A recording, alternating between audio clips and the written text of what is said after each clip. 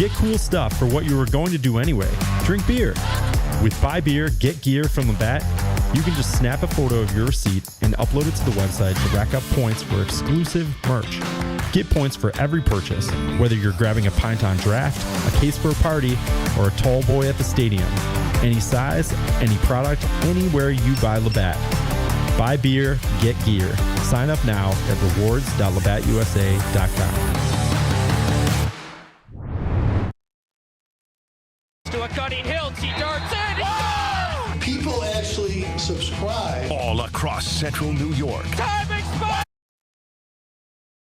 Done it. It's Drive Time with your host, Tim Leonard. Hey, guess what? I'm here one. We welcome you in on Drive Time on an incredibly transformative day in Syracuse athletics, where we have plenty to discuss this afternoon on Drive Time. I am live from sunny Colorado Springs, outside of Air Force's campus, where the lacrosse team will be in action tomorrow, making the trip out here. So it is 3 o'clock Mountain Time for me and 5 o'clock on the East Coast, which means we are live on Drive Time for the next hour. And the breaking news coming out within the last 30 minutes, according to Pete Thamel, Ross Dellinger, and others online. First, it was Pete Thamel reporting that Syracuse is zeroing in or targeting a new athletic director.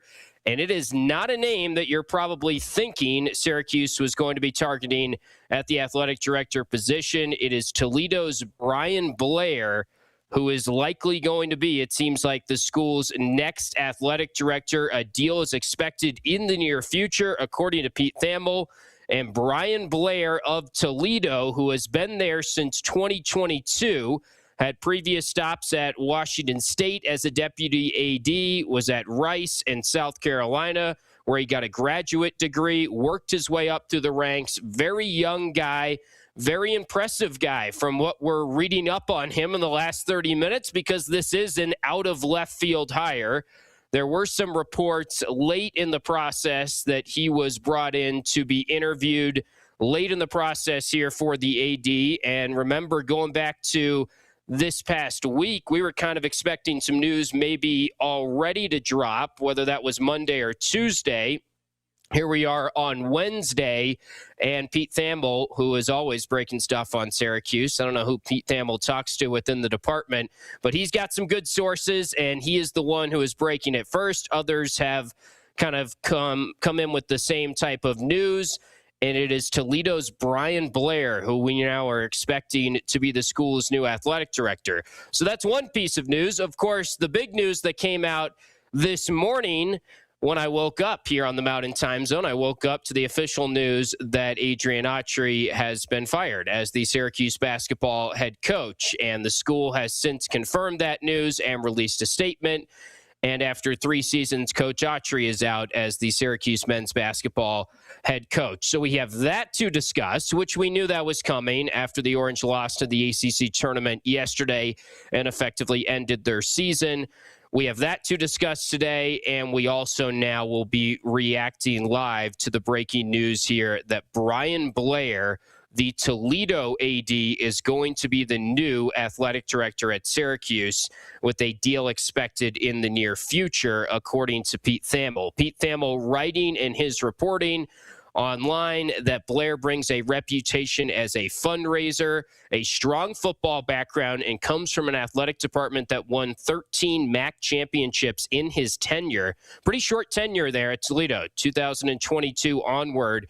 When he was hired in 2022 to be the Toledo AD, the first time he's been an athletic director, he was the youngest FBS AD in the country at the time of his hire. At 37 years old in 2022, he was hired as a rising star in intercollegiate athletics at that time to be the new AD for Toledo in the MAC. Toledo has had great success with the 13 MAC championships in his tenure. And also Pete Thamel writing that Toledo was the first MAC school with a collective and has a full-time executive for NIL strategy. So all this sounds very good. It sounds like a very impressive resume. And it comes out of left field to a lot of us, because if you've been following along closely, a lot of the names we were hearing, and really it was two names that we were hearing the most and we were discussing the most. And obviously, this just goes as a reminder to all of us out there that have been religiously following Syracuse sports for the last couple months and trying to figure out who's the next coach, who's the next chancellor, who's the next AD, that what is out there is not everything. We don't exactly know a lot of times who they have interviewed. And it feels like we're in a world, in a society now, where everyone feels like they've got the short list of names, they've got all the answers, they've got all the clarity there is on who the candidates are. And pretty much no one, from what I've gathered, was really talking about this Brian Blair. And it kind of makes you think of the Fran Brown cycle, where his name came out of left field towards the end of it. And John Wildtech has made the comment that that was going to be my next phone call until he got the phone call from Fran Brown. But if you remember, in that cycle, John Wildtech said he was looking for someone with head coach experience or offensive coordinator or defensive coordinator experience. Fran Brown had none of that. So that was out of left field. And Brian Blair is out of left field to us. And it seems like he was brought in late in the process here. But he is going to be the next AD at Syracuse, it seems like, according to Pete Thamel's reporting, who is always all over the Syracuse news. So a guy that is probably in his lower 40s right now. We can assume he was hired at 37 when he was the Toledo AD in 2022 and was the youngest FBS AD in the country at that time of hiring. He got an extension at Toledo. He was very well thought of at Toledo, of course, and now he's going to make the jump to Syracuse. You dig into his background some more, and we're welcoming your phone calls throughout the show today. I'm sure a lot of you will have a lot to say on this bit of breaking news on Adrian Autry officially being out as the Syracuse basketball head coach. We can talk about all of that on our Burdick BMW of Cicero opening drive here. Phone lines remain open as I am off location, not in the Galaxy studios, but Q Sports Talk chat still up and running. YouTube chat still up and running. We'll get to your comments throughout the breaks on that front, and I can discuss with all of you that are live in our simulcast on YouTube or on qsportstalk.com any questions you have on this hire or pending hire, it seems like, in terms of the athletic director position, as well as what is next for Syracuse basketball's next head coach. And remember, Jerry McNamara won a game last night to get to the NCAA tournament, and his name is certainly in the mix. And what we're hearing has stayed consistent that Jerry McNamara is someone that should deserve a look and probably will get a look. So there's a lot to discuss here on the show as we get things running on Drive Time. And again, if you'd like to call in, it's 437-7644. That is 4 ESPN 44 if you'd like to give us a ring on any of these topics today. Also, I know a lot of you were probably watching along or listening earlier when Jim Boeheim jumped on Orange Nation. We do have that interview with very clean audio. If you're listening on the radio side of things, you heard the clean audio earlier. But we can get to the Jim Boeheim interview. You can watch it on qsportstalk.com and actually also have the good audio. So we can get to that over the course of our next hour, maybe hour plus with you today, because I know a lot of you have thoughts on what is going on right now around Syracuse athletics. Certainly an incredibly transformative day, hearing just about 30 minutes ago that they have a new AD in mind and they are close to a deal and expected to ink a deal with Toledo's Brian Blair, according to Pete Thamel as the school's new athletic director. So let's introduce you a little bit more to Brian Blair. Blair was a football player for Wofford, graduated in 2006, or 2007 actually is when he got his degree from Wofford, played football until 2006. He was a team captain, a senior in 2006, was named the defensive lineman of the year for Wofford in their league. So was a football player, football background, holds a law degree from South Carolina, University of South Carolina, started his career in academics or in the upper echelon of athletics at University of South Carolina, worked his way up from there to Rice, then Washington State, where he was a deputy AD, and then was hired in 2022 to go to Toledo and be the AD there. At 37 years old, he again was the youngest FBS AD in the country at the time of hiring.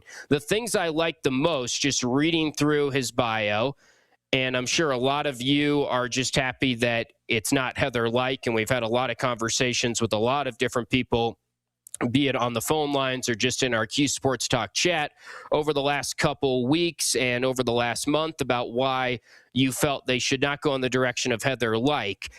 And we can get to a comment that I heard today from Jeff Goodman in just a little bit here on something that really stood out to me on the discussion of Syracuse's coaching search for basketball and who they should hire for the AD. We'll get to that in just a second. But the thing that is the most impressive, or the thing that jumps out the most to me from the resume of Brian Blair, the Toledo AD, who is expected to be the new Syracuse AD here shortly, is his forward-thinking mindset when it comes to NIL, his accomplishments in fundraising and NIL.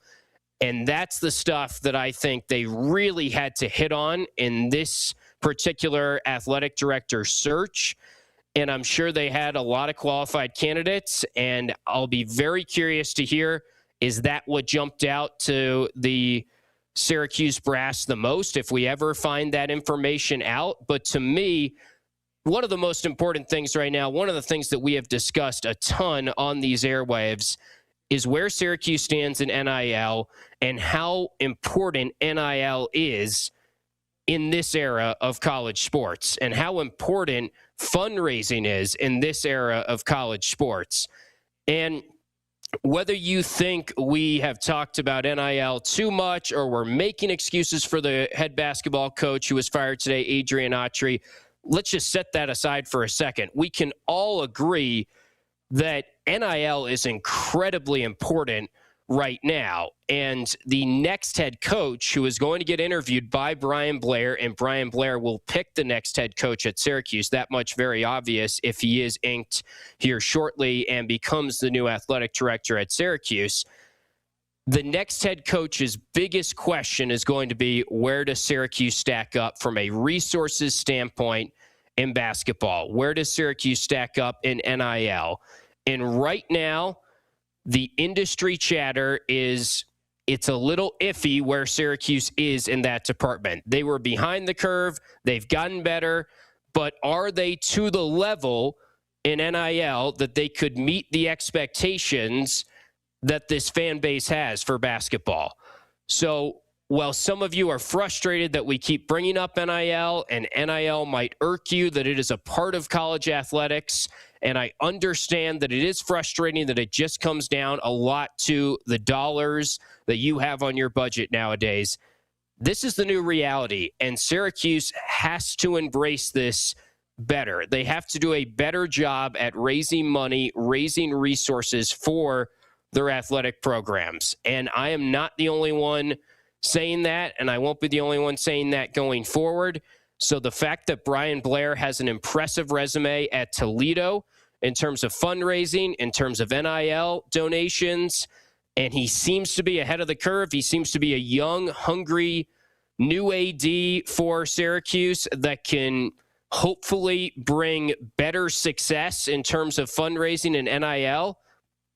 That's incredibly important right now, because if Syracuse is going to better position themselves for a super conference down the road, better position their football program for making the cutoff of said super conference, a lot of that is going to come down to how good are you in the NIL space and how good are you in terms of fundraising for the school. So it seems like they prioritize that in the search, and that is very exciting to read today about Brian Blair, who again is a out of left field candidate that I'm sure a lot of us did not see coming, which is more proof that we have to talk about all the candidates that are on the table potentially for men's basketball right now. It might not be Brian Hodgson. It might not be Mike Hopkins. It might not be Jerry McNamara. chances are it feels like we're heading in a direction of one of those three will probably be named. But shoot, if you would have asked all of us, Heather Lyke, Nick Carparelli, or the field, I think we all probably would have guessed either Heather Lyke or Nick Carparelli. And we could have been off all along. That could have been how Syracuse was thinking. Maybe late in the process, they have pivoted. Maybe Brian Blair completely wowed them in an interview. We don't know. We know there's a connection, of course, with Vince Karras, who is the new defensive coordinator at Syracuse. He was at Toledo, worked for Brian Blair. That's about the only connection we can establish here right now from what I know of Brian Blair. But he is a young, up-and-coming guy that seems hungry and seems like a forward thinker in the NIL space. So we are off and running with our Burdick BMW of Cicero opening drive with those thoughts in mind. And I know a lot of you probably feel, like I said earlier, that, oh, just thank God it's not Heather Lyke. Let's play back a comment from the Field of 68 show earlier this morning that was released. This is Jeff Goodman of the Field of 68, who covers college basketball on a national scale.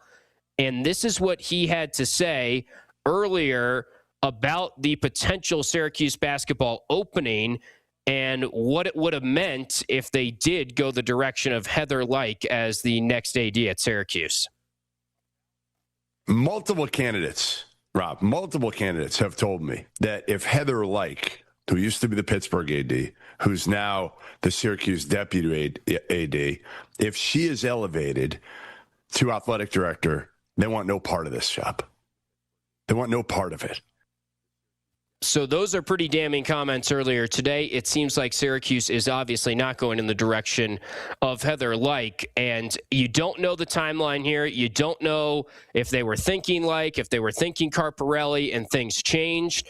But as of now, Pete Thamel is saying a deal is expected soon for Brian Blair of Toledo. And what I've been able to uncover is that he was brought in for an interview this past weekend, it seems like, and was pretty late in the process brought in. So take with that information what you want. It seems like a good hire, even though it's not a hire that we were necessarily expecting, and we can certainly discuss it more as we continue on Drive Time this afternoon.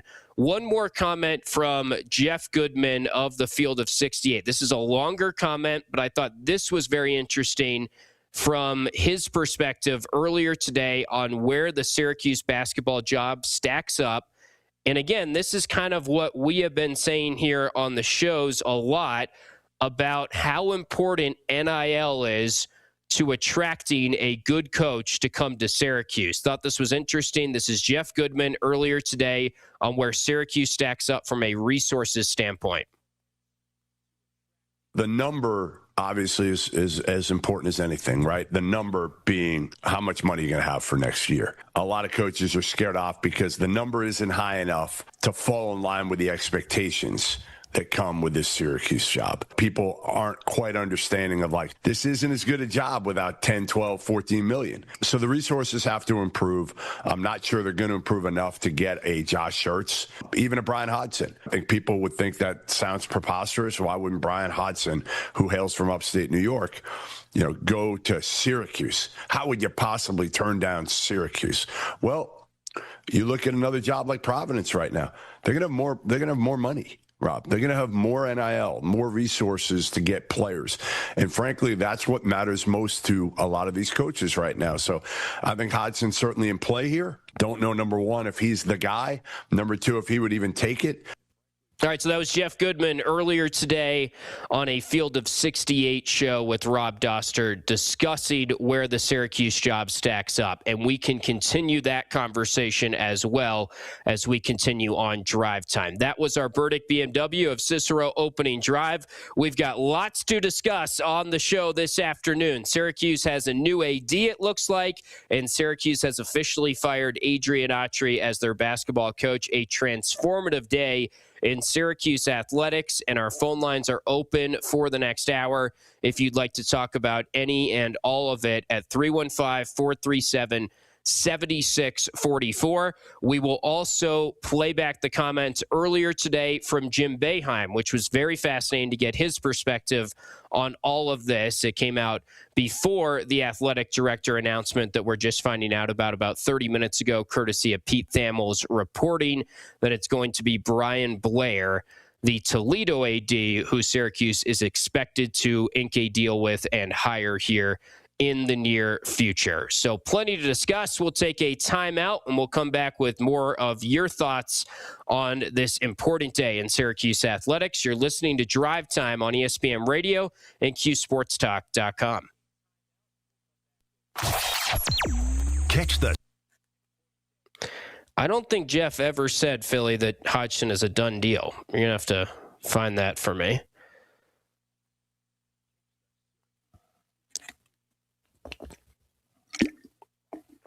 Wild day, guys. Let me catch up on the chat.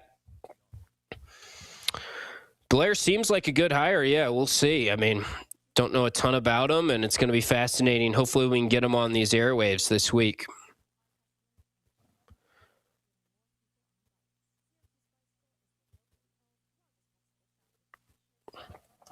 So you agree with the some of Goodman, Philly, but not all of it, looks like. Jeff Goodman is not a good man, in your opinion? Gaber Bazingoid, I did not see this hire coming from a mile away. I don't think anyone did.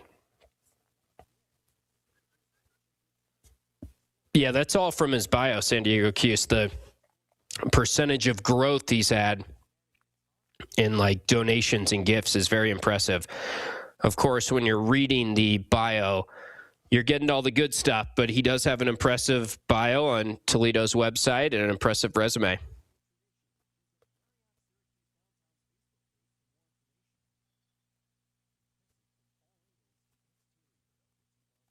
I mean, I'm not sure San Diego Cuse, but I'm sure Jim Boeheim wasn't making up that GMAC got a phone call today. Maybe he had already gotten phone calls from them, but not sure.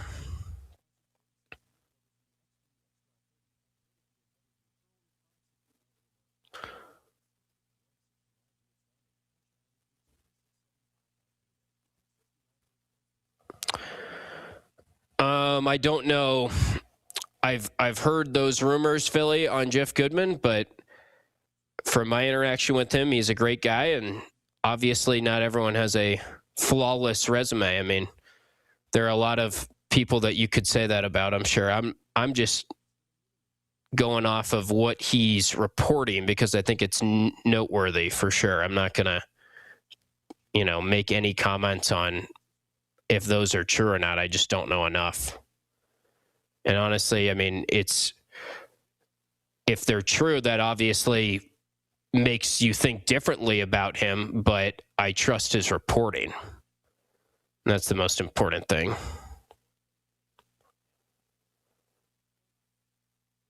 I don't think Boeheim was... Oh, he was stumping for Jerry, yeah. I mean, I'm sure he like he said, he would have called on Adrian Autry's behalf for Siena as well.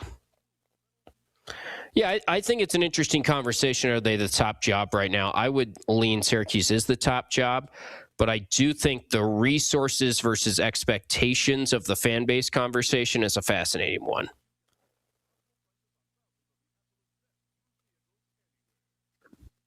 Yeah, let's run that. That works. Thanks. Colorado Springs is very beautiful. Yeah, it's been great. The Air Force Stadium, we went to practice today, was very impressive. Kind of blown away by how nice Air Force is and how I knew it was in the mountains, but we're 6,600 elevation right now. We're up there more than I would have guessed. Yeah, I am staying at the Flying Horse Resort. So that's why there is a big horse behind me, CJC. It's got a golf course right out the window on me right now, so it seems like it's basically the turning stone of Colorado is my early feel of this place as we drove in. I did not see a Ryan Burr tweet. What did he tweet? NC State going to open. You think Will Wade's jumping? I could see that. I'm breathing hard. Is the altitude noticeable?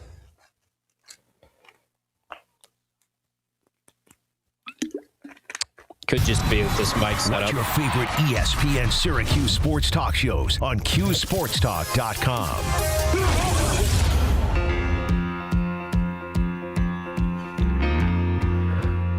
Welcome back in on Drive Time, on a very important Drive Time here. I am live from Colorado Springs, Colorado. And of course, as I made the trip out west, news is breaking like crazy. We knew this was going to be an important week, and we've been waiting for news to react to. We've been waiting for the official word that Adrian Autry has been let go as the Syracuse basketball head coach. We found out about that this morning. And then we've also been waiting for the athletic director news, and Pete Thamel is reporting about 30 minutes ago that Syracuse has zeroed in, targeted Brian Blair as their new AD. That is the current Toledo AD. So what we're going to do right now is run back a full conversation from earlier today with Paulie, Stephen Fonte, and Jim Boeheim, who was down in Charlotte covering the ACC tournament, jumped on with Paulie. You'll be able to watch the full interview and also hear Coach Boeheim as he is talking, like we were struggling to do earlier today on Orange Nation. But if you have not seen this full interview yet, this is from earlier today with Jim Boeheim. Keep in mind, he does have one comment towards the end of the interview. He is asked about the athletic director opening. He shares some thoughts on that. Obviously, he did not know at the time of talking to Paulie and Steve about the latest news here that Brian Blair is likely going to be the next AD and is close to striking a deal to be the next athletic director of Syracuse. But here is Orange Nation's conversation with Jim Boeheim earlier today. Well, the whole problem in coaching, you're always responsible. The head coach is responsible. We had a couple bad years at my end of mine, and you're responsible. I mean, it doesn't matter. Jesse Edwards got hurt, so that cost us a tournament. That's just the way it works. But I think the coaches that have been fired in the league, Boston College, Syracuse, and Georgia Tech, have the lowest NIL budgets. Now, it's no coincidence the top 4 NIL budgets in our league are in first, second, third, and fourth place. So it comes down to NIL, and then it comes down to how your team plays. I think the one thing with Adrian this year, and he's not going to say this, and people will think I shouldn't say it, his 2 best players had bad years. They had bad years on offense. They had bad years on defense. And if you take Cameron Boozer and Isaiah Evans and they have bad years at Duke, Duke doesn't win the games they won. They win 20 instead of 30. Those guys had great years. Your best 2 players have to have great years. And that didn't happen. The head coach is always held responsible in those situations. I mean, we all understand that when we get into coaching. That's what it's about. Jeff Capel's a really good coach, I think, at Pittsburgh. Hasn't won enough, has a low budget, and they're talking about him being fired. Now, it's interesting. Pittsburgh has $15 million to pay him off, but they didn't have $3 million extra to give him NIL money. And, that's how that stuff works. But, it's a crazy world out there. I'm just so happy for Jerry McNamara to win the tournament without 2 of his best players. One for the whole year, and the other one's been out for a couple of weeks. And to win that tournament, they were 4-28, and he's winning and going to the NCAA tournament. And he got calls from Boston College and Georgia Tech as soon as he lost the game, as soon as he won the game last night, which is interesting. And I kind of laugh a little bit because somebody in Syracuse said, "Well, we have to have an outsider." Well, Jerry McNamara is outside. He's coaching Siena. He's getting his reputation based on what he's doing at Siena. Not that he was a good player at Syracuse or not that he was an assistant coach at Syracuse. He is outside the program. And what he's done is, I would say, probably the best turnaround in college basketball this year. And not to even think about Jerry McNamara is, that would be malpractice, I think. Coach, can Syracuse get to the level of NIL that these other schools are at? Yeah, we can. I've tried to help, and I think we'll try to continue to help. I think that the new chancellor understands that. I think Mike Haney, the new chancellor, has a good understanding of athletics, and he's been a great fundraiser for the university, both at the Whitman School and at the military building, the Daniello building. So, yeah, I think he understands that, and I think we can get there. We just haven't got there yet, and that's what you have to do.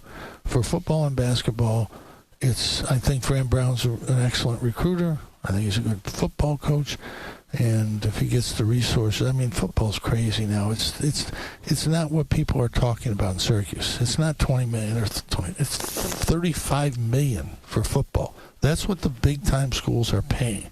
$40 million, and basketball is 15, 10 to 20. Some at 20, some at 15, some at 10. That's the reality. That has not been published anywhere that I've seen or talked about in Syracuse. I've talked to every ACC coach this year. I've got an idea of what every program has. And it's in the schools that are at the top are above $10 million. You can do it a little less, but it's not easy. It's very difficult, and you got to be a little lucky to do it. But, yeah, I think Syracuse can and will get there because Chancellor Haney wants to win. He wants to have a good basketball program. He wants to have a good football program. I think we have a really, really good coach in football, and I think he's a really good recruiter. And he's got to get the resources that he needs to be successful. And I think whoever's hired as a basketball coach needs to get those resources, and then I think they will be successful. You know, Coach, you talk about all the money involved right now with NIL and whatnot, and I think we all look at it and, you know, we say, how did it come so far so fast, and where does it end? Like, you know, is this sustainable? And if not, not Syracuse aside, I'm just saying college athletics in general, what do you think is coming down the road? Do you think there will be like a salary cap someday? Yes. There will be a cap of some sort, you think, Coach? Yes, there will be. Congress has to make that move. I've heard recently that is a pretty good possibility now.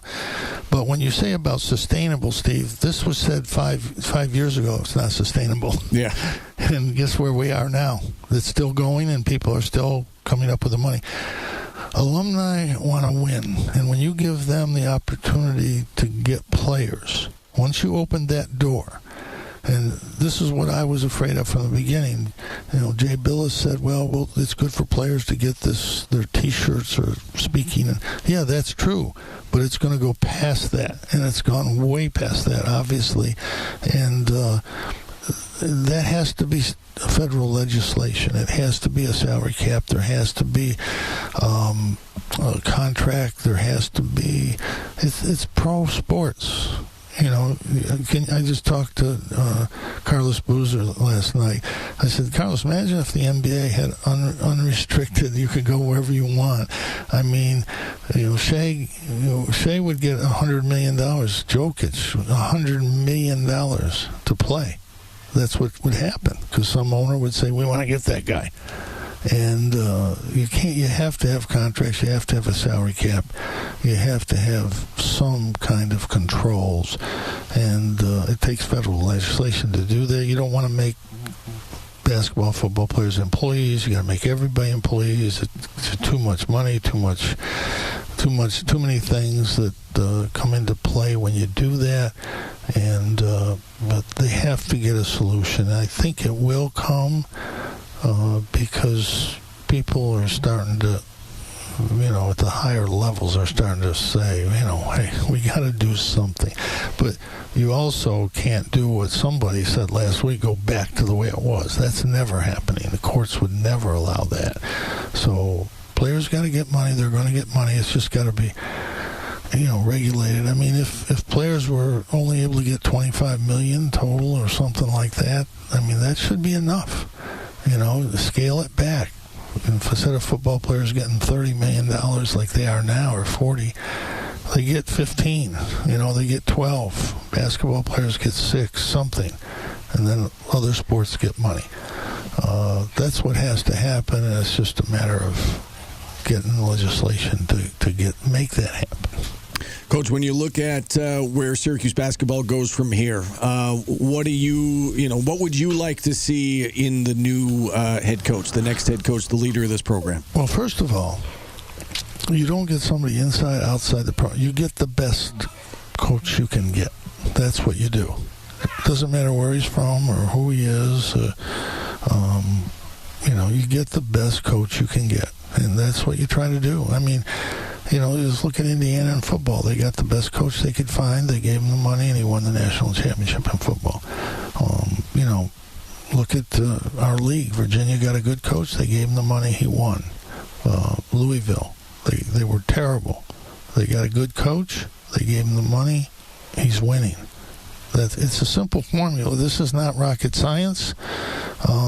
It's hire the best coach you can, are able to hire, and give him the resources to win. That's what you have to do. And nobody knows who that is. I mean, it's whenever you hire a coach, it's you can get a great coach or you can get a coach that flops. It's just you just don't know. But you try to make the best move that you can. Coach, I'll ask you the same thing about an athletic director. Obviously, John Wildhack stepping down. There's a search that's going on right now to identify that next person. Mike Haney's in charge as chancellor, and I know that you've endorsed his promotion within the university. Where do you stand on an athletic director? What are you looking for in the next leader of the athletic department? Well, obviously you've got to be a fundraiser, but the fundraising has to really come from the university. The people that raise money for the university have to help. It can't be just an athletic department decision. People think that they have to hire an athletic director that can raise money. The whole university has to get behind this to raise money. For years, we didn't raise money in the athletic department. Then all of a sudden, we had to start. So we're behind the game there. But the university knows how to raise money. We have a big endowment. We have to raise money there. But this is a decision Mike Haney has to make. He has to figure out who the next AD is, and he'll be involved in the coaching, but it should be him and him alone that decides who the next athletic director is. Mike Haney is going to be held responsible for whoever is hired. So he needs to be able to make that decision, and then the athletic director and Mike Haney need to decide where we're going with the coaching search. It doesn't need to be me. It won't be me, and it shouldn't be trustees, or it shouldn't be people with money. It should come from with those two people once they get an athletic director in place. That's who should make this next hire. John Wildhack knows that. He knows he shouldn't be making the next hire. He's not going to be here. But ultimately, Mike Haney is going to be held responsible for the AD and the coach when it comes right down to it. But generally, ADs are pretty much held responsible. So you want that AD to be in here and be able to have an opportunity to get to know who the candidates are, and that's something that there's a time process on this because you have the portal. It's open all year, but it's really open now where people are making contact with players right now. So that has to be done. I mean, you have a 10, 12-day window maybe to get everything done that you need to get done. Yeah, and that was my last question. That's where I was going next, was just on a timeline, Coach. Do you think we will have the next AD in place in the next week or so? I mean, do you have a feel for the time frame? As you said, they got to move swiftly here. Well, as I've said many times, I've never hired anybody here, and I've never fired anybody here. If my opinion's asked for, I give it. But I have no say in who the next athletic director is going to be or who the next coach is going to be. That is going to come from the chancellor and whoever he decides on as far as being the AD. And that's the way it should be because they'll both be held responsible for it. And I think we'll get a good coach. I really do. I think there's good prospects out there, good candidates. And Syracuse is a good basketball job. Anybody that doesn't know that doesn't understand basketball. We still have, we're only 6th in the country in attendance this year. That's more than 342 schools in attendance. And I think our fans will be there. Obviously, we have to be better in basketball, and that's a massive rebuilding job in terms of who goes, who stays, and Virginia brought on a whole new team this year. They kept nobody from last year, and they're second in the conference and top 10 in the country. So it's the portal area. The era is that's the word. I must be getting tired here. But it's the portal era, and you've got to get going, and you can turn it around in 1 year. Literally. That's how fast you can turn it around. Yeah. Coach, there's another question I had for you that's kind of I don't know if it's a misconception or not. It's, what was the hiring process for Coach Autry? There's kind of this story that you are the all-powerful at the university. I had no say in his hiring. I never did. I had no say. It was done by the athletic director, John Wildhack. I thought at the time, I still do, I thought it was the right choice. Adrian's a good recruiter. He got good players.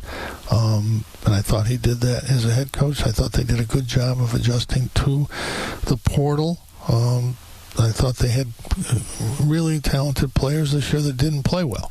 And, you can blame that on the coach if you want to. I don't. I know coaching. I know what it's about. And I just don't think that's what happened with this season. I think, again, your two best players have got to play well for you.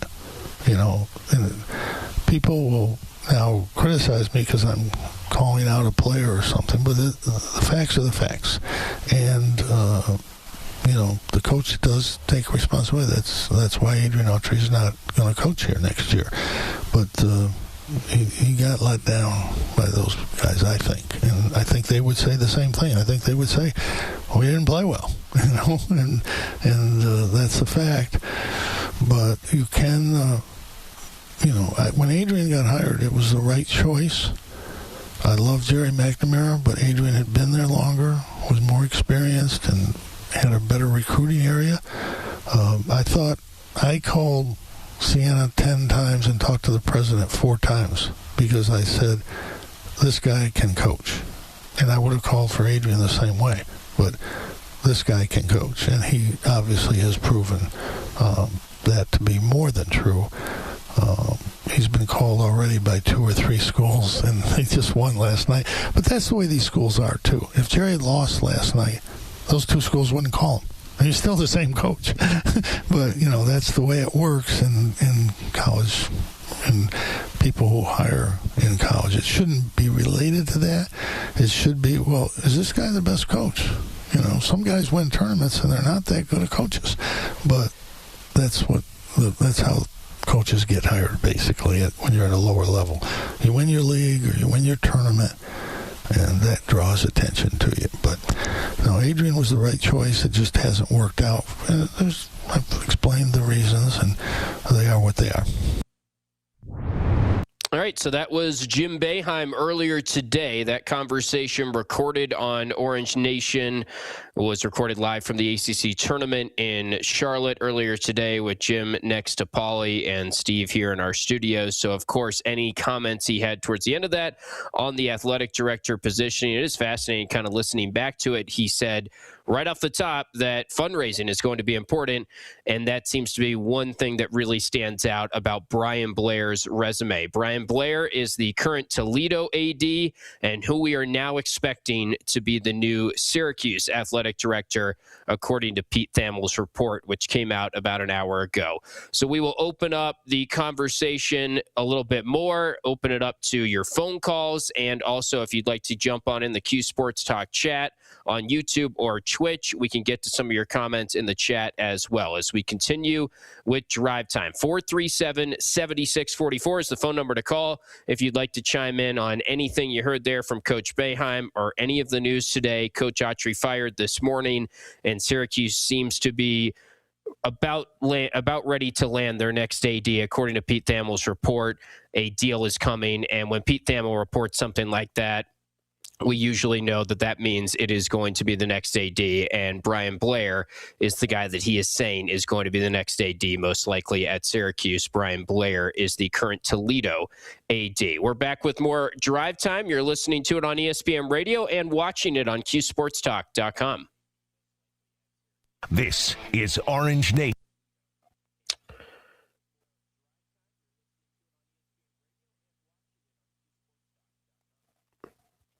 Yeah, that's exactly how the interview sounded on the radio earlier today, guys. It just did not translate for Twitch and YouTube, so credit to Steve. He cut that up. Big TV guy, big J journalist, and flipped it around for his content and for us to use, and I want to make sure that we got it out there for anyone that was watching earlier. I'm sure that was frustrating, but that is how it sounded on radio, and that is Coach Boeheim from earlier. Let's see. This is more of like a gray quarter zip. I don't know if it's just the lighting.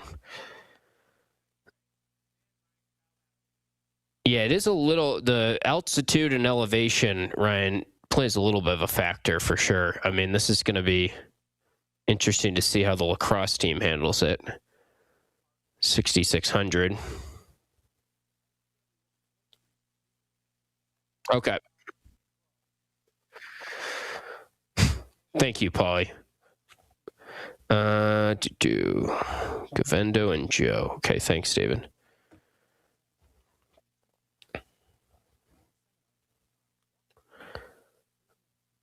Interesting how Boeheim was saying Mike Haney needs to hire. I mean, we know Kent Syverud initially liked Heather Lyke, no pun intended, and brought her in. But it's been hard to track this AD search. It felt like Nick Carparelli was the favorite. It just shows you, I mean, you just got to let the cards play out and see what the case is. And I don't think anyone really had Brian Blair. It felt like Heather Lyke was definitely the favorite like 2-3 months ago, and it seemed like she was brought in with the intention of probably being the next AD, but things changed there. Then it seemed like Carparelli was the favorite, and now it's sort of flipped, of course, to Brian Blair. And he's going to be hired, it seems like. The game is at Falcon Stadium, which is sweet. They basically put that in. Yeah, it's a whole new press box area, right, Theo Cuse. They like dug it into the ground, so we're up high and got a good view of the mountains and stuff. We were there for practice earlier today. It's a cool, very cool stadium. I was very impressed. Yeah, I'm sure now the sleuthing will be, does Brian Blair know Brian Hodgson? Are we going to have two Brians with a Y-A-N spelling? I did see the Ryan Bird tweet as Boeheim was talking there, guys, and I think Mike McAllister sums it up well. I'm not sure if he's just going off of like the stuff that's out there about Hopkins or the resources Syracuse is going to gather. I mean, I'm not going to take his word too strongly until we hear it from someone that typically chimes in on Syracuse stuff and is in the know a little bit more. I know Ryan Bird's a decent name in the golf space.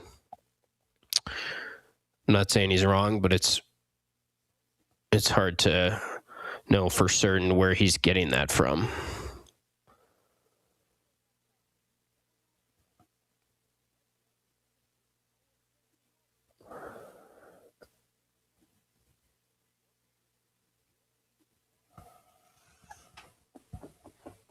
Oh, they follow each other. Okay.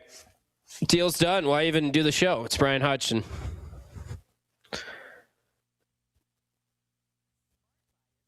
Who else is in left field? Yeah, that's the question. A lot of people today were like, oh, Luke Murray. Why haven't we been talking about that more? I mean, Luke Murray, I think we've discussed some.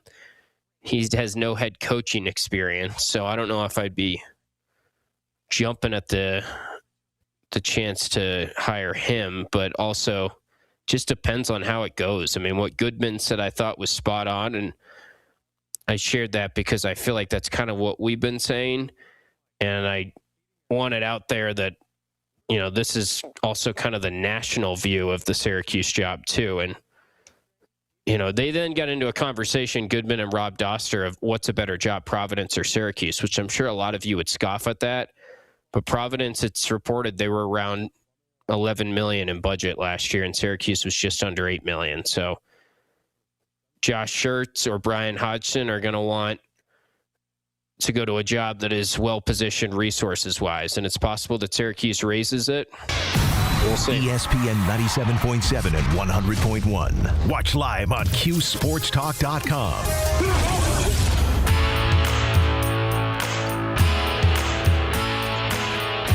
Rolling along on Drive Time. Busy day of Syracuse athletics news. A lot of you in there on the Q Sports Talk chat on our YouTube stream as well right now, and plenty to discuss. We want to get right to your phone calls as we welcome you back here. The AD we're expecting is now going to be Brian Blair, kind of an out of left field hire, it seems like, from Syracuse, that we did not know much about him or didn't really have him pegged as someone that was going to be hired to be the next AD at Syracuse. But Pete Thamel reporting a little over an hour ago that it looks like a deal is expected soon with Brian Blair, the Toledo AD, to be the new athletic director at Syracuse.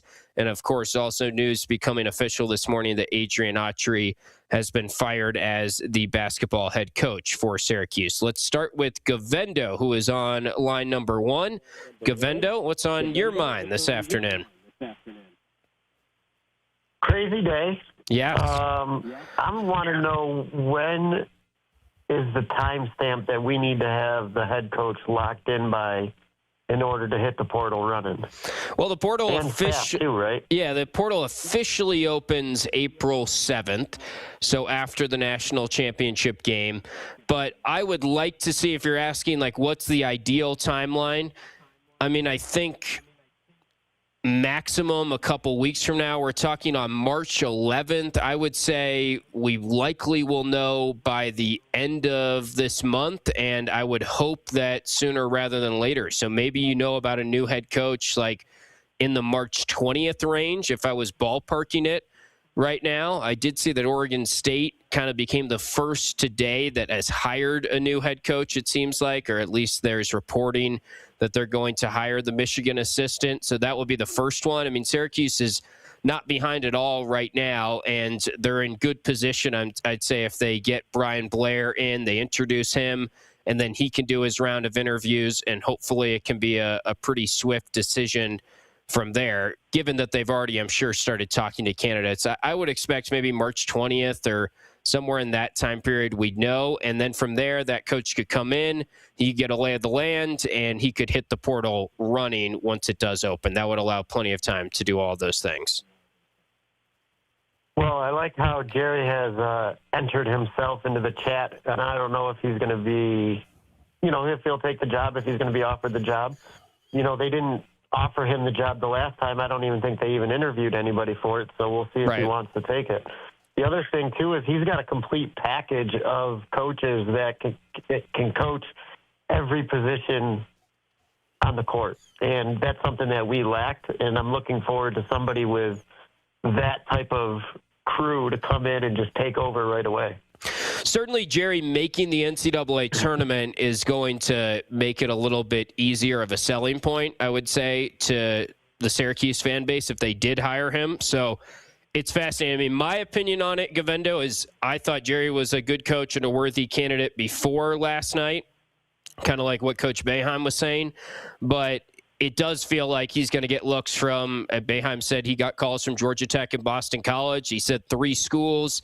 It seems like he is a hotter name now because of what he did last night. And that could be the case with Brian Hodgson. And, I just laid out March 20th. I mean, that's the first round of the NCAA tournament. So if Brian Hodgson makes it to the second weekend, makes it to the Sweet 16, first he's got to make the NCAA tournament. I'm kind of jumping ahead here, but that will be fascinating. And maybe something that's been under-discussed is how much do you weigh your candidates that are available right now, and when is kind of your cutoff for wanting to get a guy locked up to then be able to hit the portal running? And obviously, if Brian Hodgson goes on a run deep into the tournament, then you're probably going to have to pay him more, and he is going to be wanted by even more schools than he's already wanted by. definitely going to be interesting to see what happens in the next month and how it unfolds. But, I mean, we needed change, and we got change. It still feels kind of sad, you know what I mean, because there's so many people attached to the program that got dismissed today. So kind of like your dog dying or something. I don't know. I know. I'm glad you said that, Govendo. I mean, I do feel for all the assistant coaches. We found out Alex Klein, the rest of the staff are all being let go from Syracuse. A guy like Dan Engelstad, who I've really enjoyed interacting with. I mean, you do feel for that. All these guys have families. Coach Autry grew up basically, or grew his family up in the Syracuse area and has been tied to Syracuse for so much of his adult life. So I'm glad you said that. I did want to at least acknowledge that too before we just continue on the conversation of who's next. I mean, it does make you feel for those guys. Yeah, you think about Pete Corsiniti, who basically gave half of his life up there on the Hill and went to college and was a GA, and then he became directors of operations, and he helped those teams get to 2 Final Fours. So it's crazy. It's sad, but hey, on to better things. So hopefully. So thanks for the time, Tim. Appreciate you. Well said by Govendo. Let's go to Joe in Liverpool, who is next up on Drive Time. Hey, Joe. Hey, guys. Hey, I was just thinking about Boeheim's comments. I'm not a Boeheim hater. I'm not a lover. I'm kind of in the middle. I think he definitely kind of created this problem that we had after he left by staying way too long. But that was his choice, and he is a national championship coach, so you got to give him credit for that. But I kind of listened to his comments saying now that this new AD, I mean, we're going to have to do a search, and the best coach should be interviewed for this, should get this job, the best coach available. So I'm just curious why he didn't think that way when Autry was hired, because he definitely wasn't the best coach available. Well, he just told you, Joe, he didn't have a say in that, right? Yeah, well, no, that's okay, whatever. But that's false. He does have I don't. I mean, I'm not. Say, come on, don't be naive. Well, anyway, don't cut me. I just like to finish my point. Yeah, and go ahead. You can kind of do it, say what you want. My point is, Adrian Autry, he said that he was the longest coach on the staff. That's why Jerry wasn't considered by whoever makes the choices. I'm just saying, at that time, he should have been saying, who's the best coach for SU to take over for me, not with in-house, just in general. So now it seems like he has a different attitude change on now we should be doing this big search, whereas before he stayed in-house, or they stayed in-house by Autry was the best coach available in the country. I just kind of a contradiction there. It's easier saying it now than back then, but anyway, go ahead. I'll let you rip me apart now. And I'm not going to rip you apart. I don't disagree completely. I appreciate you checking in. That's Joe in Liverpool, and we'll keep it going because I know there's plenty more on the phone lines here. But I do think that Jim Boeheim did not have as much of a say as maybe some of the average fan thinks on the. I mean, he said today, point blank, I didn't have any say. Whether you believe that or not, that's coming from his mouth. And let's be honest, I don't think he loved how the situation was handled. He was kind of pushed out the door. I'm not sure that they really interacted with him or got his say on the situation at that time. And Syracuse did what pretty much every other school in the position of following a legend and having assistants on staff that make sense to be the next head coach have done, and what every school down the road is going to continue to do. It did not work out, but if you think that when Kansas moves on from Bill Self that they're not going to hire probably the assistant coach, you're wrong. Tennessee is probably going to bump up Justin Gainey when Rick Barnes retires. It's the same thing that happened at UNC. It's the same thing that happened successfully at Duke. Villanova had a handpicked successor in Kyle Neptune, and Jay Wright handpicked that one. We don't know exactly how much say Jim Boeheim had, but taking it from the horse's mouth today, he says he had no say. And I think he firmly believed that Adrian Autry was ready to be a head coach. Jerry McNamara was ready to be a head coach. They had worked under him. He had seen them in action. He thought that they were both good candidates, I'm sure. And he said that he felt that Adrian Autry was the best coach at the time. No one, when Adrian Autry was hired, was dumbfounded by the decision or thought that that was shocking. It's kind of what every school in that situation has done, pretty much. It did not work out, and there's a lot of reasons for that. And now maybe you explore more of outside the family, or you take more of a holistic look at it. But I'm not so sure that Jim Boeheim has changed his line of thinking on that a ton. I happen to think he didn't have much of a say the first time. He's not going to have much of a say this time around. And that's my opinion on the matter. Let's go to Tony in Syracuse, who's next up. Hey, Tony. Hi, Tim. How's it going? So, I don't know. It's just funny how all these people are still complaining about Jim Boeheim. He's been gone for 3 years. I wasn't even calling regarding that, but I'm sure Adrian Autry will now be like a foot mat where everybody wants to step on it before they enter their house, because they're still talking about Boeheim 3 years later and blaming. They got to blame somebody. But I had a question for you, Tim, because of the NIL. So the university has to spend, what is it, $20.5 million? Is that on the sports? All right. So going past that, then the rest comes from NIL. Where people contribute to different things. Now, the $8 million, is that what NIL spent on top of the university? So the $8 million is combining their rev share budget plus the donations they got from NIL. To call it like they had $8 million in NIL is kind of wrong. Their roster was $8 million towards the roster this year. They took some of that from their rev share pie plus NIL. Yeah. Yeah. So, because I don't know, I just look at. Seems like Fran Brown had a plan in regards to everything. How he was going to, run the teams, how he was going to recruit, and I think also he had his own idea and his own way of NIL, making extra money.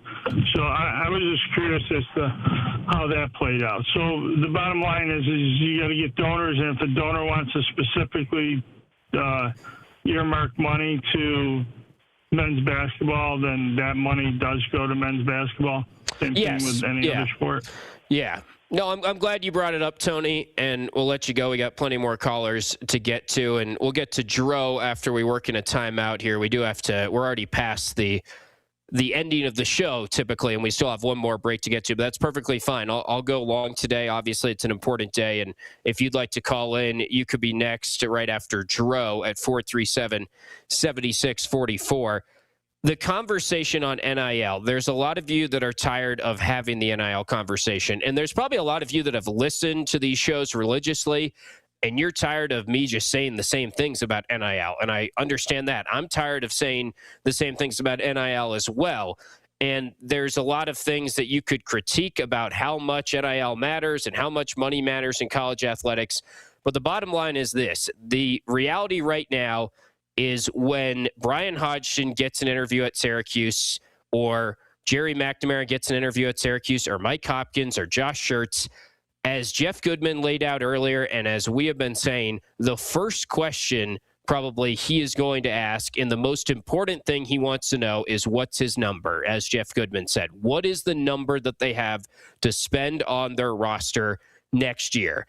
And we're only talking about it a lot not to make excuses for Coach Autry, because he was fired today for a reason. Coach Autry underwhelmed this year with the roster budget he had. And I'm sure he would even tell you that. And that's why he was let go. And that's why Mike Young and Steve Forbes weren't let go, because their roster budget is different than Syracuse, and it's different than Duke, and it's different than NC State. And coaching does matter. Coaching still matters. But right now, the most important thing in college athletics for translating to success is how much money you have to spend on your roster. It's how much money can this Brian Blair, who's known for fundraising, generate for Syracuse athletics.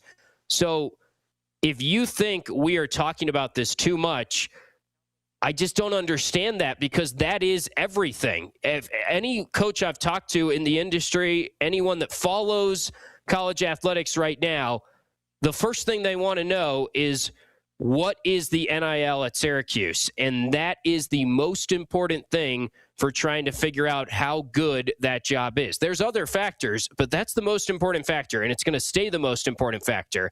And that's why we're going to continue to talk about NIL. And yes, Syracuse got to a much better spot this year, and they should have done much better than they did this past season. But the next coach does not want to jump into a job. Josh Schertz could go pretty much anywhere right now, and he's weighing his options. And he's weighing the option of what seems like maybe the most likely option for him is he's going to just stay at St. Louis, because it doesn't seem like there's a job out there right now that he feels is worth jumping to. And if Syracuse had $15 million to spend on their roster, he would probably jump to Syracuse. But from what we know right now, they don't have $15 million to spend on their roster. When they bring in a new coach, sure, the donations are definitely going to go up, and that's going to help things. And that's why you fire the coach. So it's just an important conversation to have, and we're not going to stop having the conversation. And I've tried to get it across that when we have the conversation, it's not making excuses for Coach Autry. And Coach Autry said the same thing today in an article with Donna Tota. He said it yesterday in his press conference. I'm to blame here, but the factors at play in this day and age in college athletics, it's not as simple as you just hire a great coach and that's all you need to succeed. You need a good coach and you need money. And that's what Jim Boeheim said today. And for everyone that thinks that we are pumping this narrative or we're talking about NIL too much, I would challenge you. Find me someone that you have heard talk that is a reporter, a coach, or anyone that knows anything about college athletics and would know the numbers that are tied to these schools in the ACC and the budget, and find me someone that says Syracuse was in the top 5 or the top 4 in the ACC, or in a position that puts Syracuse as one of the best resource programs in their conference. I have yet to find that person. Everyone we've had on these shows, we've asked the question. Pretty much everyone has said 7 to 9 in the ACC and NIL and resources this year. Could it improve next year? Absolutely. And if it does improve, then maybe Syracuse will get a guy that you'd really like them to get, like a Brian Hodgson or a Josh Schertz. But that is the biggest question they will be asking. We got to work in a timeout. Sorry, Drew, that I'm delaying your call, but we will get you, I promise, right after this break. You're listening to Drive Time.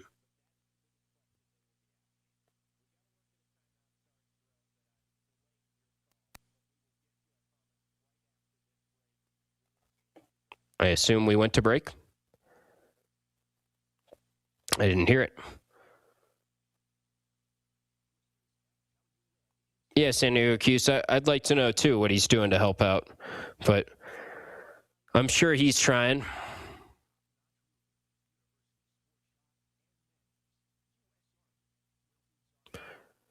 Gabriel, I'm not calling you out in particular, but it's out there. If you want to go look at anytime we post something, a clip from the show on NIL, we get flooded with comments saying, stop bringing this up. I mean, I'm not making it up. Obviously, okay. Thanks, David. Obviously, the people online are maybe not the people that call into the show, or maybe not the people that are in the chat right now. So I'm not going at like anyone in particular in the chat. But it's crazy to me if you think that that's not kind of a narrative, and there's not a section of the fan base that is tired of, like, anytime NIL is discussed surrounding Syracuse and views that as us making an excuse, because that's definitely out there. What's your point then, Gaper? I'm really confused. You got to help me out here.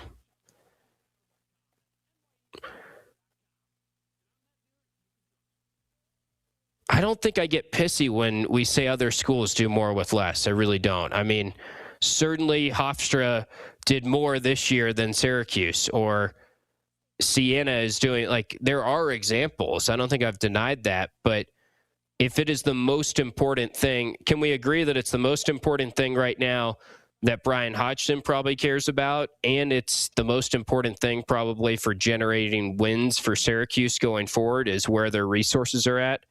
If we can agree on that, then I think we're just arguing in circles, honestly.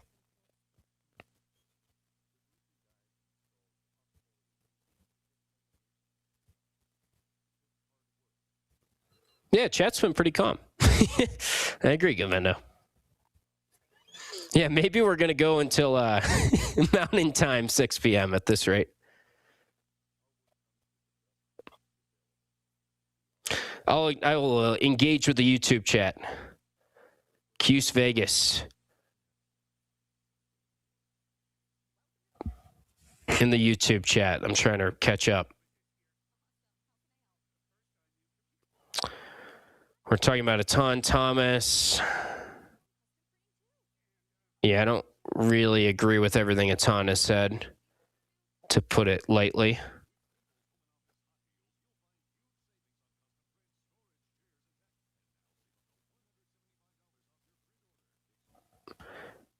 And obviously, I think, yeah, hang on, no comment on the 324 meet and greet for the coaches and new AD. That's why you had 320. Oh, I don't know anything about a 324 meet and greet. That was just me kind of venturing a random guess, honestly, Philly. I would expect the new athletic director will have some sort of like press conference early next week. And like I said, I mean, you can't really hire Brian Hodgson on 320, but if it's him, they might have to wait longer, assuming he makes the tournament. If it's Jerry, same thing applies. Yeah, I kind of agree with everyone on a ton.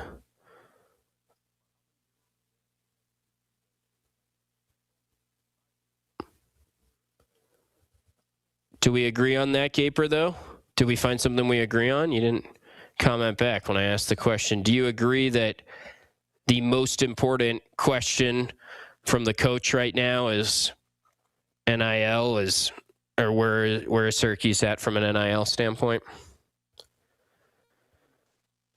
Like, I know most of you in the chat understand that they're in the 7 to 9 range in NIL, and I know it's become kind of just a joke, like the NIL conversation, but I do feel like I still talk to people and they don't have a great sense of where they're at or how important NIL is. Somewhat, yes. Okay, that was. Watch your favorite ESPN Syracuse sports talk shows on QSportsTalk.com.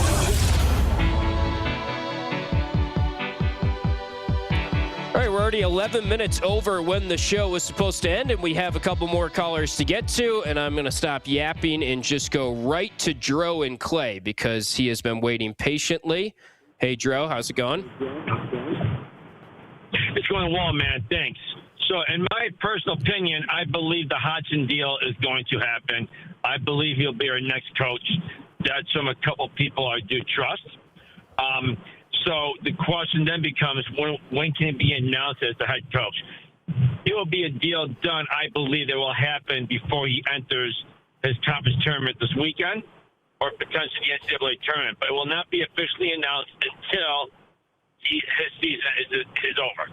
And that will be our next coach. I'm sticking with that. I would be surprised. Yeah, let me just jump in quick, Joe. I would be surprised if he went about it and his agent went about it that way, because what if he raises his profile in the NCAA tournament? He really can only raise his profile based on what they do in the conference tournament and the NCAA tournament.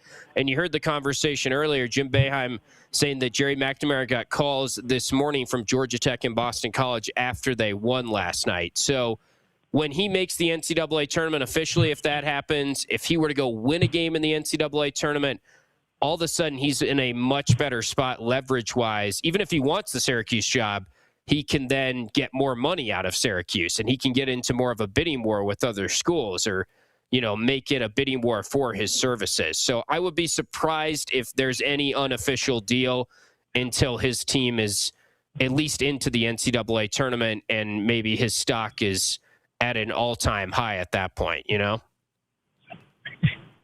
Well, we can think what we want, but he did want the job last year, and he reached out when Hopkins went to Washington. But I don't know how these deals work, how they do things. All I do know is they have to move real fast with the way the portal is now. So if SU's smart, they get to something. Look, Willard went to Villanova last year from Maryland. Who was the other boy guy? Wade? Who's the coach at NC State now? Will Wade, yeah. Yeah, we knew about that in the tournament. Everyone knew, yeah. I think you're right that so obviously there will be conversations. I'm not disagreeing with you, but I just think if I was Brian Hodgson's agent, I would tell him don't agree to anything, whether it's unofficial or official, until your team is into the NCAA tournament. And then from there, let's see if LSU's interested. Let's see if Oklahoma's interested. Let's see if Pittsburgh's interested. Whatever other jobs are out there. And let's go back to Syracuse and let's get you the best deal possible. I mean, that would be what any agent should do in this situation, right? Right. Correct. But he's also good friends with the Lallies, who donate a lot of money to Syracuse University. So I'm going to leave it at that. That's all. Yeah. We'll see what happens. Here's the deal. Reality is we need Brian Hodgson as our next coach. That's the bottom line. And if he's not, it is what it is, but I believe that's the next guy we need. We need to get a fresh face. It's no disrespect to Mike Hopkins and Jerry McNamara. We need a fresh face up at the university right now. So let's see what happens, and keep up the good work. And I'm sure you'll have plenty to talk about over the next couple of weeks, even though SU basketball is officially done. Yep. Thanks for checking in, Dro. I appreciate it. And I agree with him that it does seem like Brian Hodgson wants the job. It seems like he's definitely interested. All I'm saying is, if they handle things correctly, they should probably get other schools interested in him as well. So I would be surprised if we found out or if there was any leaking of a deal that is done before Brian Hodgson's team plays in the NCAA tournament. Now, they could lose in the conference tournament, and that could speed up the timeline, of course, as well. Let's go next to Jay, who is in Baldwinsville. Hey, Jay. Hey, Tim. Hey, just before you went on break, you made a comment about NIL and basically saying that what it's coming down to nowadays is how much a team has in their bucket, right? Yeah. That is partially true, okay, Tim. But what the other part is that if you go back, any parent talking to their teenage daughter or son when they get their first job and they're excited and they get their first paycheck. Any parent worth their salt would say, you got to remember, it's not what you make, it's how you spend it. So if it was just all about the NIL bucket and just piling a bunch of money to throw at it, then I think the wonder kid, Alex Fine, as everybody was kind of calling him in the late summer, early fall when he joined in, would still have a job. It's more than just the NIL. It's what you do with what you've got. And the whole staff, Alex Fine, Red, his staff, all had input and say on who they wanted to bring in. And I think where you're hearing, and that's what the community is trying to talk to you guys about, Tim. Yeah. You can kind of almost sense the rub between the community and kind of the media, the local media. Like Paulie, and is one example on the other show, is that he just keeps beating back on what we're saying.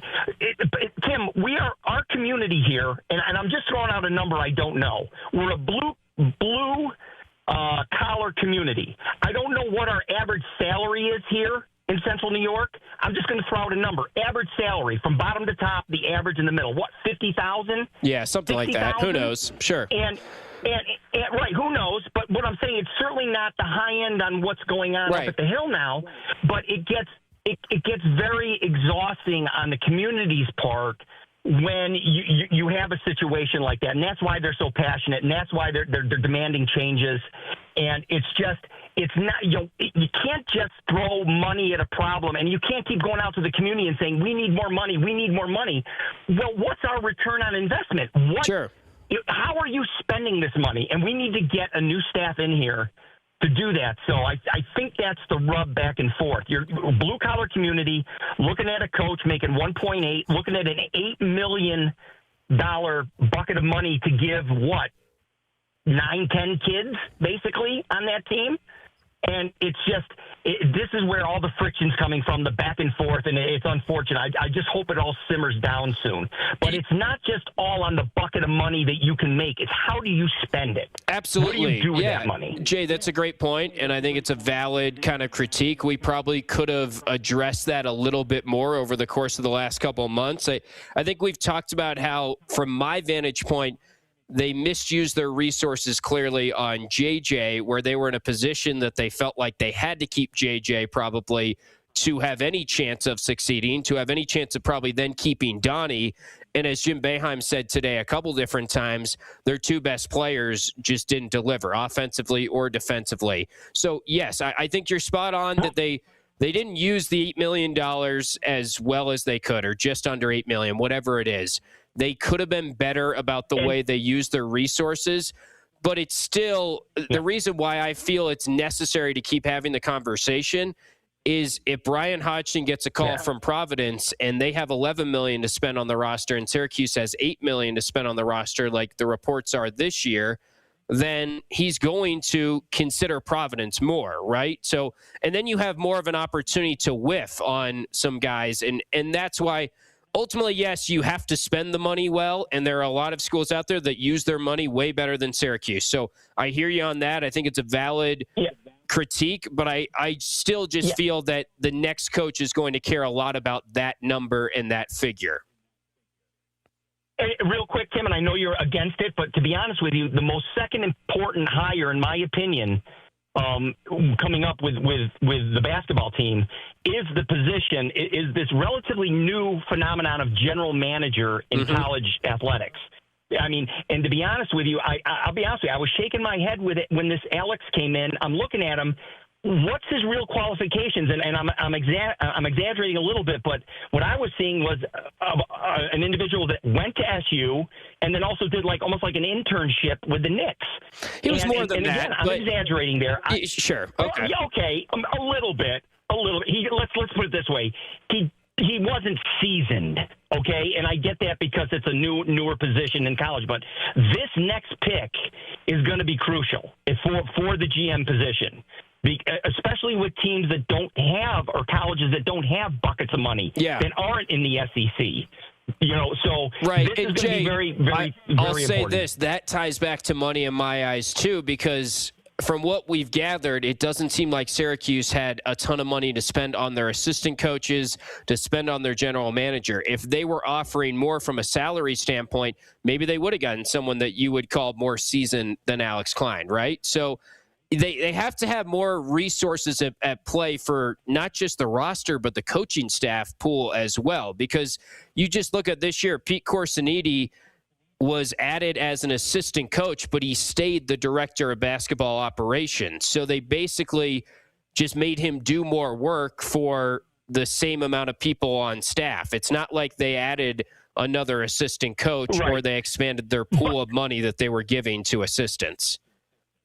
But what I'll tell you this, though, the last thing I'll say, Tim, is that my pushback on that is that whatever the assistant coaches are making, and again, I'm throwing out money, okay, with camps and everything else, what was Alan Griffin making? Maybe, am I being 250, 250,000? It's probably more than that, there? honestly. Sure. Probably more than that.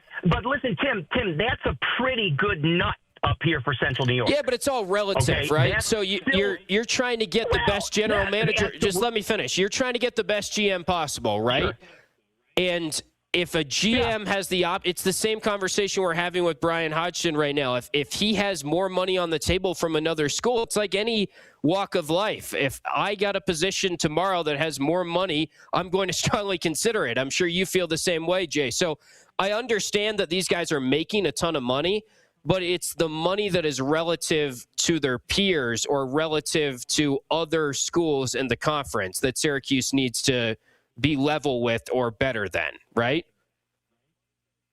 Yeah, Tim, listen, I'll tell you this, man. This was a great conversation, buddy. Okay, I appreciate it. Yeah, I feel that was awesome, man. All right, thanks for calling in, Jay. Good way to end the show there. And I agree with Jay, and I understand what he's getting at.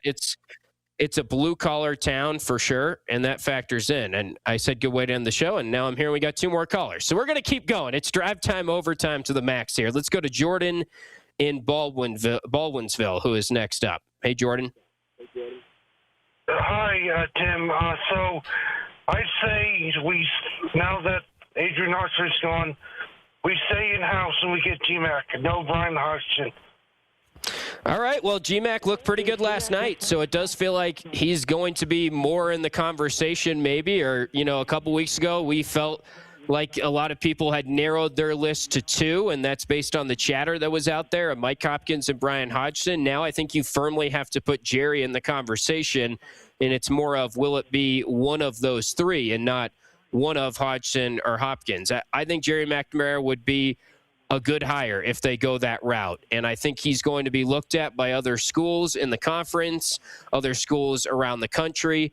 And I think he is doing a terrific job, obviously, at Siena, and he has proven himself even more so than when he was an assistant coach at Syracuse, that he can be a very successful head coach, and he probably will continue to be a successful head coach in college basketball. It's hard to say exactly who they should go with when you don't have the opportunity to interview the candidates or get to know exactly the finances that they're putting associated with all these candidates as well. But I think Jerry will be a good hire. I think Mike Hopkins would also be a good hire. And I think Brian Hodgson would also be a very solid hire. And those seem to be the 3 most popular names right now. If they get one of those 3, personally, I think that is a good move from Syracuse. Now, you could quibble on which direction they should go, who they should ask first, who they should prioritize. And obviously there is a world where 1 or 2 or all 3 of those candidates say, actually, I've got a better job out there. It feels maybe less likely that Jerry would say that or Mike Hopkins would say that than Brian Hodgson, though, considering their background at Syracuse. So let's go to Eric in Syracuse, who is next up on Drive Time. Hey, thank you. I just wanted to call out, there's a lot of talk about have they won, what experience do they have, but what's not talked about, I don't think, is J.J. Starling's, yes, he had a bad year, but he was progressively getting worse and worse. And I didn't see any jump from Donnie Freeman. And so we can talk about what coach is going to have experience. But we also have to talk about what kind of player development have they had as well. I just don't see any development from really any of the players. I think Nate George had a worse year than his previous team at Georgia Tech. Donnie Freeman didn't really take any leap. I think Donnie took a little bit of a leap, but not what we thought. And then JJ just got worse.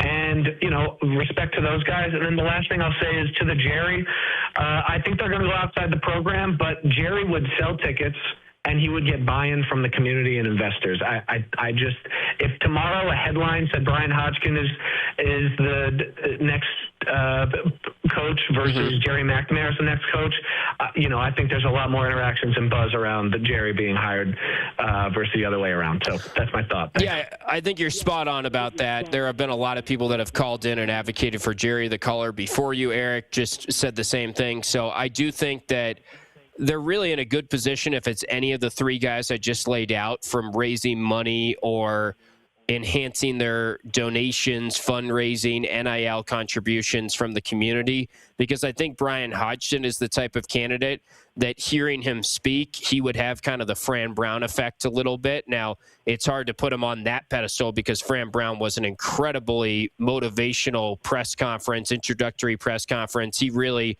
came in and said all the right things, and then it led to probably more donations because of that. But Brian Hodgson has a little bit of that in him, it feels like, where he would generate some buzz the more the community got to know him. Certainly Jerry and even Mike Hopkins, I would throw in, would generate some optimism, and any new coach is going to generate some optimism. It's a good point on J.J. Starling and Donnie Freeman and maybe the lack of player development we saw. J.J. Starling, I posted yesterday his last 4 games of his Syracuse career. He had 6 combined points. He went 3 for 24 from the floor. He did not attempt a single free throw. He was 0 for 6 from three-point range in the last 4 games. that's crazy to think that he fell off that much. He finished his senior year averaging right around 11 points per game, which we knew his production was going to drop, but we did not expect it to drop that much. And we did not expect the shot to fall off and continue to fall off as much as it did in his senior year. There were some examples of guys that did not play much at previous schools, like a Tyler Betsy or a William Kyle, that were very successful at Syracuse. So there were examples of player development. I think Nate Kings got better as the season progressed. I think Nate Kings was a success story based on where he was at last year and what they got out of him this year. But unfortunately, JJ was here for 3 years and he did not develop. And that is a big stain on Adrian Autry's era, his time here. And that's a big reason, in my opinion, why they did not put together a competitive team this year to the degree of making the NCAA tournament, was the regression from J.J. Starling. I do think Nathan George actually started playing a little bit better towards the end of the year, and we maybe didn't talk about that a ton because we weren't discussing games that much at that point in the season. But that's all I'll say on Nathan George. He certainly was still underwhelming from a totality standpoint of the season, and that played a factor too. All right, we've gone 30 minutes overtime. I know a lot of you are thanking me, but really you should be thanking Paul and David, who have been working all day, and they probably really want me to stop talking now so that they can leave. But I appreciate all of you for following along on the YouTube page and QSportsTalk.com. I will not have a show, unfortunately, tomorrow. We will have Orange Nation tomorrow, and we'll be doing our best to get this new AD, if a deal is inked, on one of our shows as soon as possible. Brian Blair is who we're expecting to be the new AD at Syracuse, coming over from Toledo, according to a report a couple hours ago from Pete Thamel. So keep it locked here on all of our shows going forward. We'll have around-the-wall coverage on this big week in Syracuse athletics, this big time in Syracuse athletics. We appreciate all of you for following along today. I will be back on Friday for sure for another drive time. But thanks for listening on ESPN Radio and watching us on QSportsTalk.com. Drive Time with Tim Leonard.